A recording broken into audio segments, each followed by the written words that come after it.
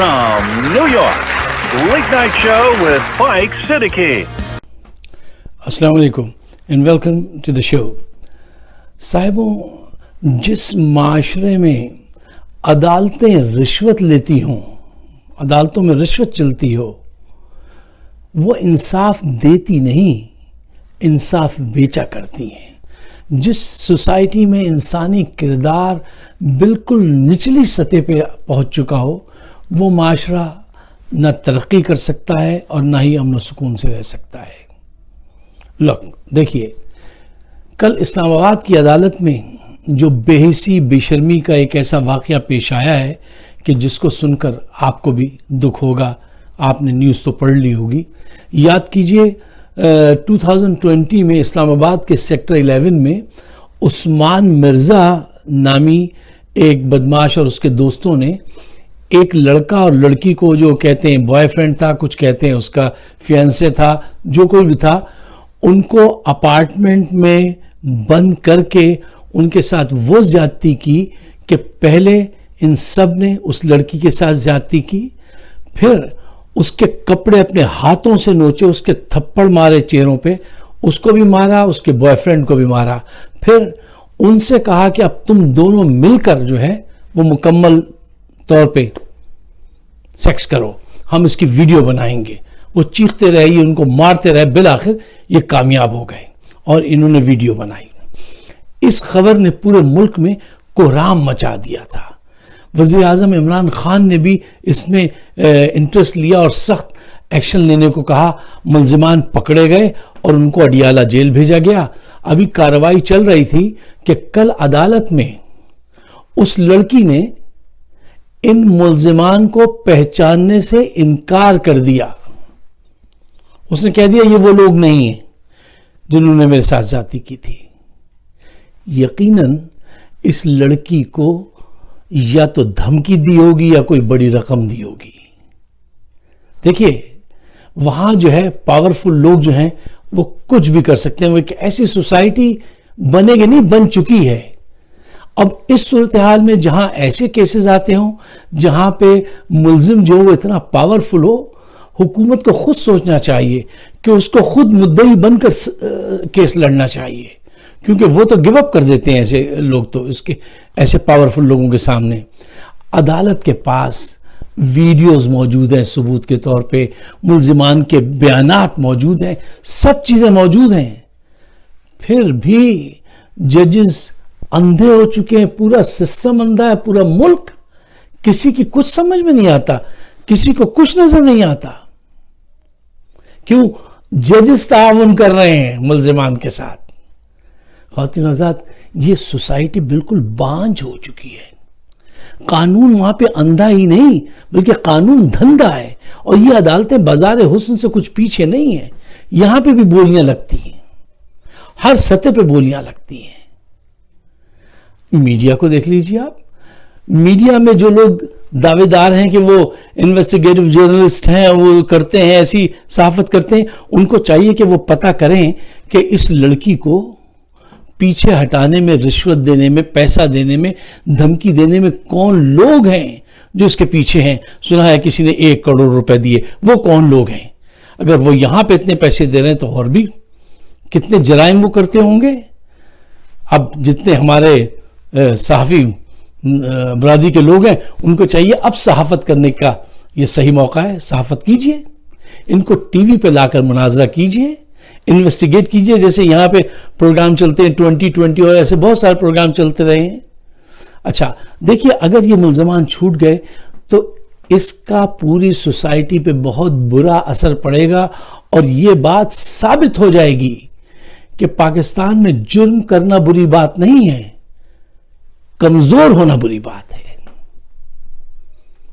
हक़ाइक़ आपके सामने है। अच्छा, एक और बात जो मैं आपके सामने रखना चाहता हूं।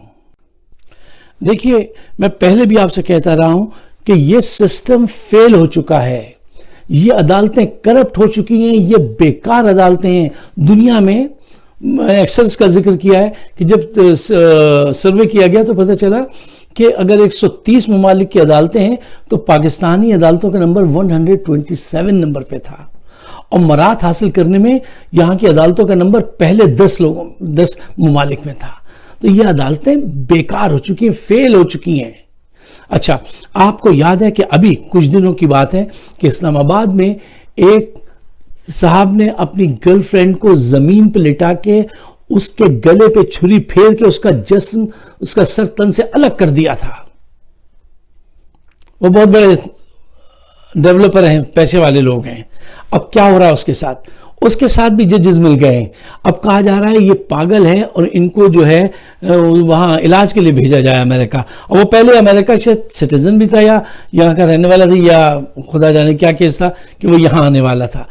ہر صورت میں بچاؤ کا طریقہ جج ہی بتا دیتا ہے.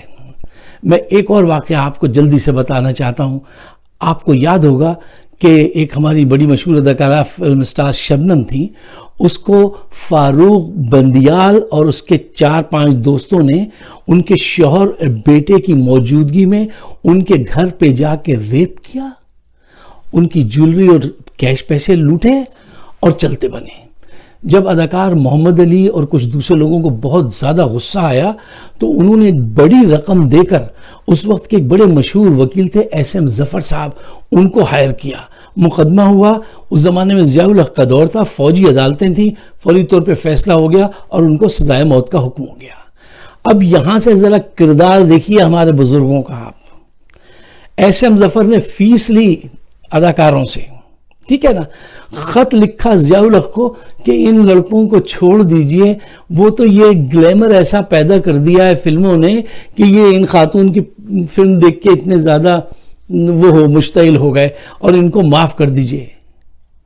اور کیا آپ یقین کریں گے, اس کو معاف کر دیا گیا, 5 آدمیوں کو معاف کر دیا گیا. یار کوئی ملک ایسے چلتا ہے, چل سکتا ہے؟ یہ سسٹم جو ہے, میں آپ سے کہتا ہوں بار بار, یہ سسٹم فیل ہو چکا ہے.